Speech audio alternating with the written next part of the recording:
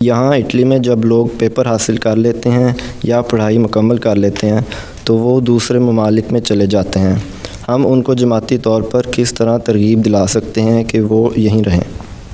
ہم مجبور تو کسی کو نہیں کر سکتے، ہم کہہ ہی سکتے ہیں نا۔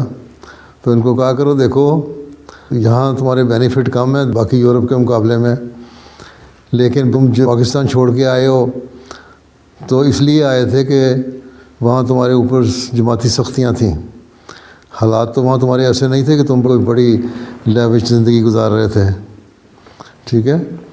تو جب تم چھوڑ کے آئے ہو یہاں اس لیے کہ تمہیں مذہب کی آزادی مل جائے، تو مذہب کی آزادی ہے اٹلی میں بھی ہے، اور جماعتی مفاد اس بات کا تقاضا کرتا ہے کہ تم اس ملک میں رہو تاکہ یہاں جماعت بڑھے، یہاں تبلیغ کرو، یہاں زیادہ سے زیادہ اٹیلین کو احمدی مسلمان بناؤ، اور جب جماعت بڑھے گی اور ہمارے اچھے نمونے قائم ہوں گے تو لوگوں کو ہماری طرف توجہ پیدا ہوگی، بجائے اس کے کہ صرف دنیا کمانے کے لیے دوسرے ملکوں میں چلے جاؤ۔ اسپین میں بھی اس طرح ہی ہوتا ہے، صرف اٹلی میں نہیں، اسپین بھی یورپ کے غریب ملکوں میں سے ہی ہے نا۔